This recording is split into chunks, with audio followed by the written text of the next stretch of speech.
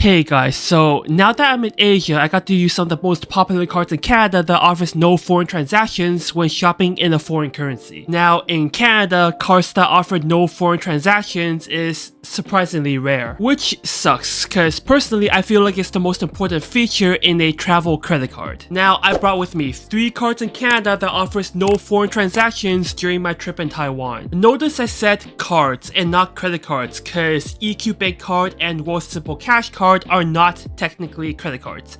They're prepaid cards. Now, in my opinion, these 3 cards are the best cards in Canada to shop abroad. I mean, there's other cards like Scotiabank Gold MX that offers no foreign transaction fees, but it's an MX. Unless you're at a hotel or a high-end restaurant abroad, not many places outside of North America take MX. And not to mention, the conversion rate for MX in Canada sucks because they convert the local currency to US dollars and then US dollars to Canadian dollars. So you're paying 2 small currency conversion markups. There are other credit card options like the Home Trust Preferred Visa, but that card only waives the foreign transaction fees. You don't get any extra cashback for shopping in a foreign currency for using that card. Might as well use a prepaid card that gives you additional cashback like the EQ Bank card or the Wealthsimple Cash card. Okay, I hate to admit it, but I might spend a little bit too much money in Asia using these 3 cards, so you know what, it gives me a good perspective on what's good and bad about these 3 cards. So I'm gonna tell you which of the 3 is the best option for shopping abroad. Starting off with the Wealthsimple Cash card. Now on paper, it's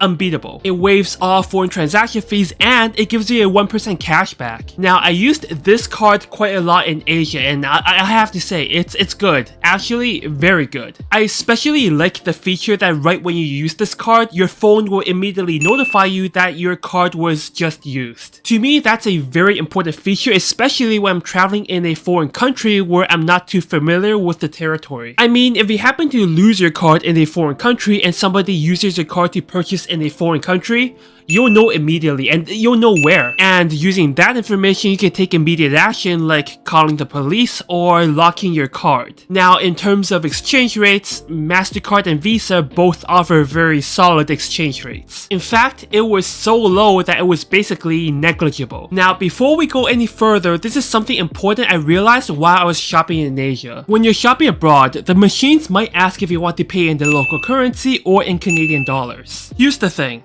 always pay in the local currency, because usually there's a hefty markup for paying using Canadian dollars. Just take a look at this. This is just the other day. This is 8% currency conversion markup. That's insane markup. So yeah, just pay using the local currency and let MasterCard and Visa do your currency conversion for you. Okay, now that we got that out of the way, let's talk about the major disadvantages of the Wealthsimple Cash card. Since this is a prepaid MasterCard, I've had some instances where the merchant couldn't process the payment using this card. I would say maybe 5% of the payments or maybe less, but it does happen. Which is weird because the EQ Bank card is also a prepaid MasterCard, but even at the merchants that don't take the Wealthsimple Cash card, the payment still goes through with this card. You know, I understand that prepaid MasterCards has slightly lower acceptance rates than regular credit cards, but it's actually pretty strange why these 2 cards have different acceptance rates. I mean, these 2 cards are both prepaid MasterCards, so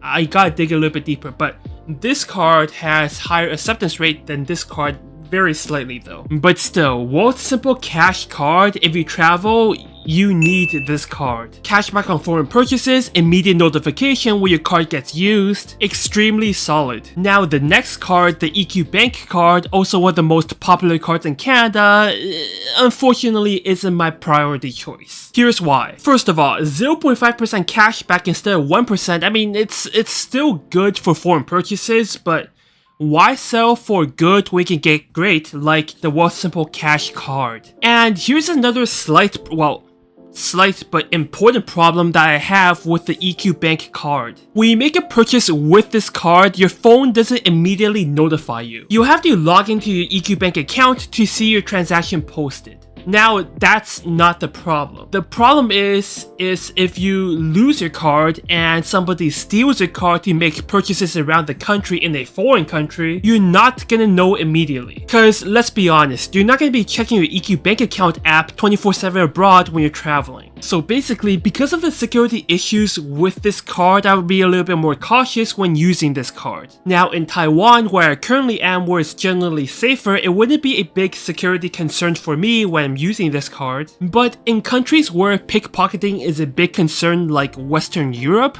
you know, using this card and carrying this card around could be a security concern. That being said, one slight advantage that this card has over the Wealthsimple Cash card is that this card is slightly more accepted than the Wealthsimple Cash card, which is weird because both are prepaid MasterCards, but again, it's only a slight, very, very slight advantage. At least in my experience during my trip in Asia. But overall, due to the lower cashback and security issues, I wouldn't really recommend using this card if you have this card. Now the final card, the Scotiabank Passport Visa Infinite. Now this card is actually a credit card. Now personally, I prefer using credit cards because it helps you build credit and you don't pay back immediately, you pay back once per month, which allows you to accumulate some interest from your savings account before paying off your credit card. And plus, you get extra insurance for using your credit card like extended warranty and purchase protection. Now the Scotiabank Passport Visa Infinite offers SEAM points instead of actual cashback. So 1 SEAM point per dollar spent in a foreign currency, which is about 1% cashback since SEAM points are so flexible. Now to be fair, this card is $150 per year, but I've never had any issues with acceptance with this card like I did with the Wealthsimple Cash card, other than the fact that some local merchants only take local credit cards. And just like the Wealthsimple Cash card, you get immediate email notification right when you use the card. Again, for me, that's important. And with this card, you get the Visa's exchange rate, which is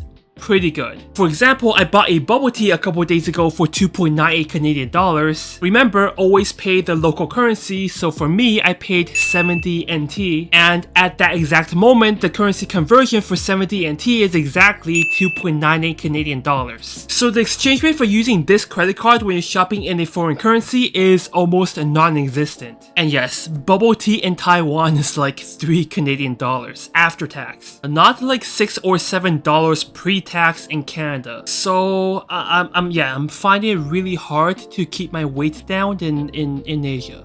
Yeah, I gained some weight. So anyways, what's the conclusion? Out of the three, the weakest is definitely the EQ Bank card. The low cashback and the lack of a good security feature is definitely a deal breaker for me. Personally, when I'm shopping in Taiwan, I prefer using the Scotiabank Passport Visa Infinite because I prefer using a credit card to shop. And plus, with credit cards, there's an additional security feature to dispute charges if there's fraudulent activity. So yeah, if you didn't catch on when shopping in a foreign country, I'm pretty stingy about security. Again, not a big issue here in Taiwan, but there are other countries out there where security becomes a major factor. That being said, the Wealthsimple Cash card is a very solid option. Remember, this card is free. So anyways, that's it for today. If you enjoyed this video or learned something, a like and sub will always be appreciated. And I know a lot of you has been asking me about these two cards and withdrawing money abroad.